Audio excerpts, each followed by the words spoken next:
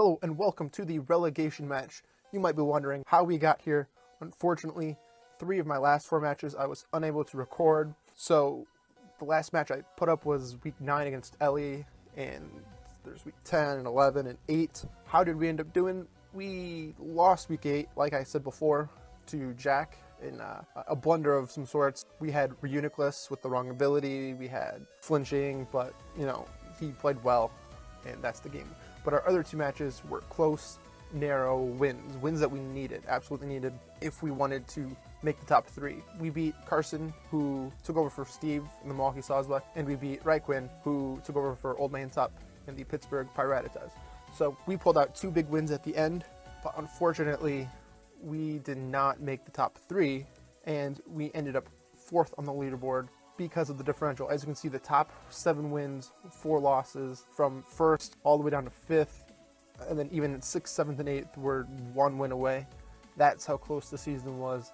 That's why the season was so fantastic. So you might be wondering, well, if I ended up in 4th place, how am I in the relegation match? Well, Carson so graciously declined the invitation to have the relegation match against the D1 opponent because he felt that because he took over the team so late in the season that it wouldn't be right. And I'm not going to complain about that because that gives me the opportunity to step in and play for a chance at Division 1.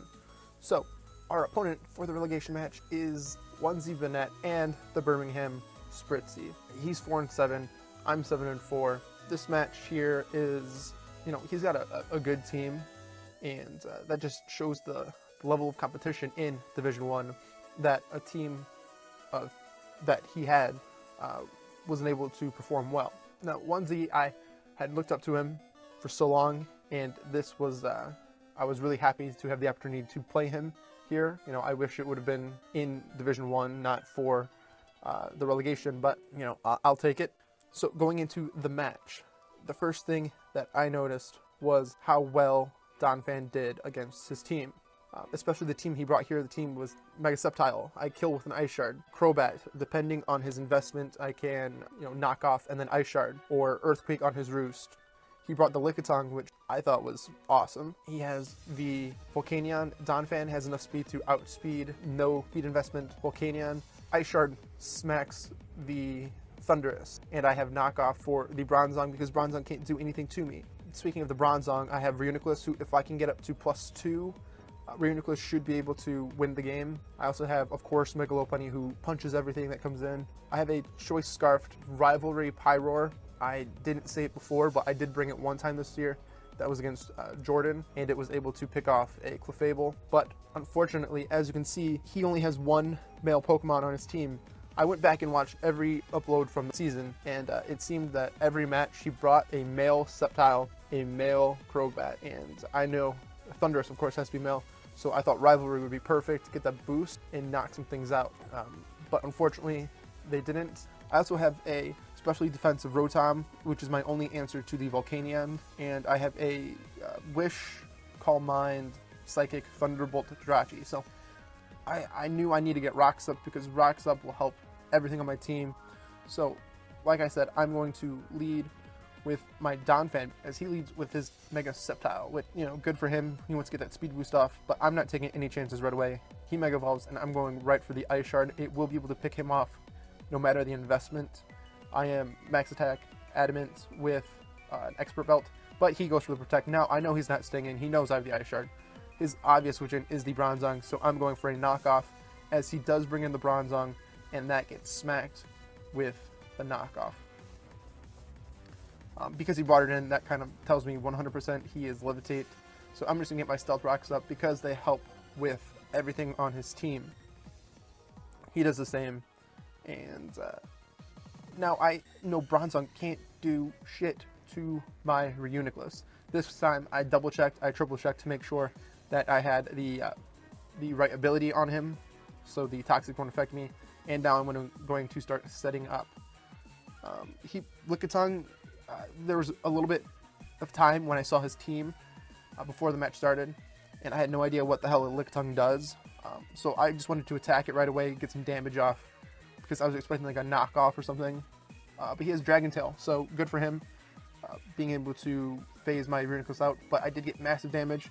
And I know here an Earthquake will do a lot to this Lickitung. He has a Protect, which means he has the Wish. I don't know, I can't remember exactly what the roll was for this, but I now expected him to go into his Crobat or into his Bronzong to not let me get the hit off on him. But he goes for the Wish and the Protect. As I again go for the knockoff because I could see him trying to go into his Crobat and defogging, or going into his Bronzong again, because I know Bronzong can take a hit from my Lopunny and potentially an answer for my Jirachi if he has like Earthquake or something. So here he's just wishing and protecting, and I'm just going to keep going for knockoff because I don't want him to be able to successfully pass the Wish off. But eventually, you know, I got a little fed up with it, and I went for the Earthquake because obviously he's not switching out. I get some good damage off, so with the Eviolite, the Earthquake would not have knocked him out. He switched me right out into my Reuniclus, and I just, you know, he goes for the Wish. I decide we're just going to get damage off, and I get a crit, a big crit, and knock out the Lickitung. That was big-ish, because had I set up a Calm Mind and then Psychicked him, he would have had to phase me out. There's not much he could do. So he brings in his Volcanion, which was a huge threat to my team. I bring in what I think is my only answer to this thing. And as you can see, this Steam Eruption does 37%. Now, I expect him to go right here. He's at full health. I expect him to go right here into his Mega Sceptile. So, but he doesn't. He stays in, hits me with another Steam Eruption, burns me. As I go for the Hidden Power, I was trying to catch the Mega Sceptile because if I can get that damage on, I know a quick attack from Mega Lopunny will be able to knock him out. I have the Rindo Berry, but, you know, it doesn't matter because this was my only answer to the Volcanion, and now every time that comes in, it looks like I have to sack something. So I go into my Mega Lopunny because it's a roll if I can kill him with a Fake Out and a High Jump Kick. And depending on his investment, I don't know what his investment is at the time, but he safely brings in his Bronzong, and he's just going to sack it off. I think High Jump Kick minimum roll was like a 44 if he was max defense, max HP. So that goes down, and Mega Lopunny picks up a kill. So now he brings back in his Mega Sceptile, and you know, I have a answer to this in my specially defensive Jirachi. So the most he can do to me would be like an Earthquake, but he goes for the Focus Blast and does 35%.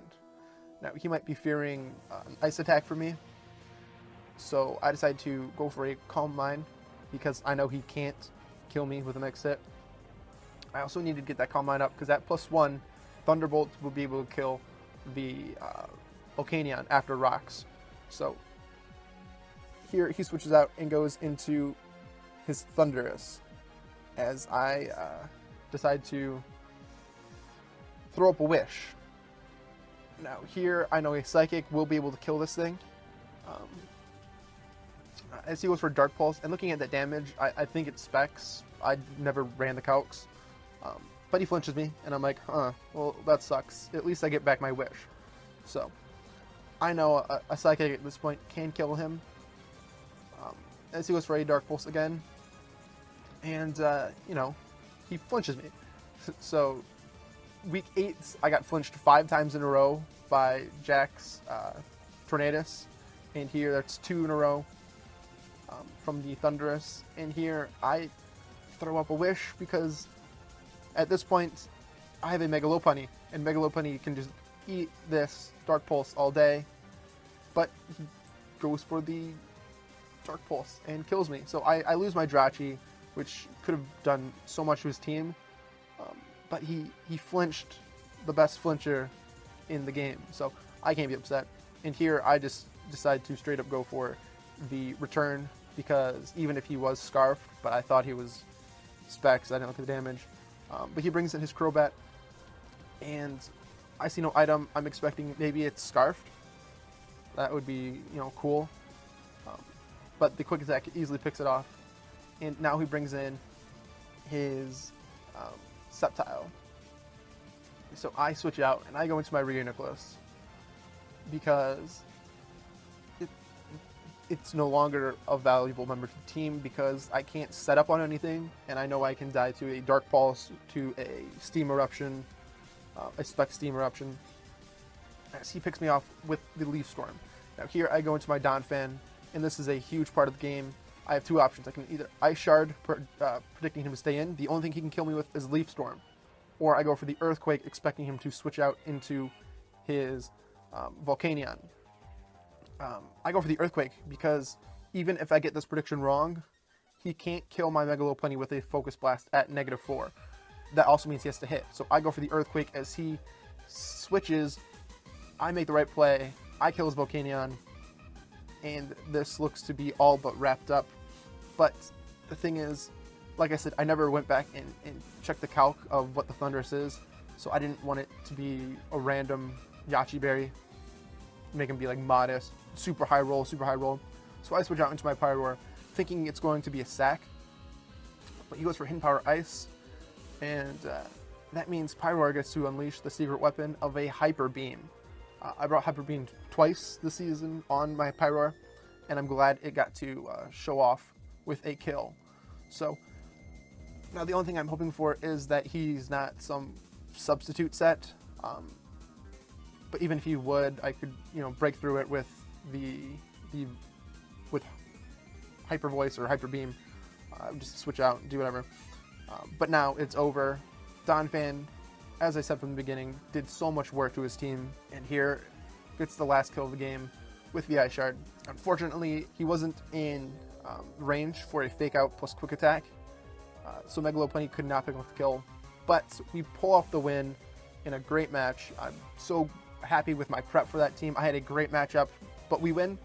And looking at the way this affects the rest of our season, we went 7-4 plus a win in the relegation match. So we were 8-4 on the season, losing our first match to Evelyn, which unfortunately she didn't have a great season, but she beat my ass, so that was fun. And then we pulled off a stretch of 3 great wins in a row against 3 great opponents. We lost a game against Eric where I was a little bitch and I was complaining. Apologies, Eric. Sorry, Alex. Then we lost to Jordan, where he is probably the most underrated battler I know. He's so good year in, year out, and he gets the automatic bid to Division 1, so it'll be fun playing him again next season. He's always been great. Then we beat Chi, my big rival. I consider him my biggest rival because we always have such good games, and luckily we were able to pull off the win. And then going into week 8, where my prep was there, but my execution wasn't, and again, he won the division, and he's going to D1, so he deserves everything. And then 4 impressive wins there, I think, to say the least. So we're going to Division 1. We also were able to have the Golden Pokeball Award with Mega Lopunny. I brought it to every game, so 12 games including the relegation game, and it got 21 kills. So that was a lot, and it only died 4 times. I think, yeah, the only times it died were the times we lost. So every game, it didn't die, we won, and it was the best second round pick, I would say, of all time in any season of the PPL, and I would not hesitate to drafting it again. So that's how our season went. We got 4th place, but that 4th place was enough to get us into Division 1. It was my goal. This was really my only goal I've ever had playing competitive Pokemon. I'm happy, and I thank you all for watching this game. I thank Alex for being my opponent for the match. I thank everybody in the PPL for a great season, and hopefully it'll be even better next season. So thanks for watching.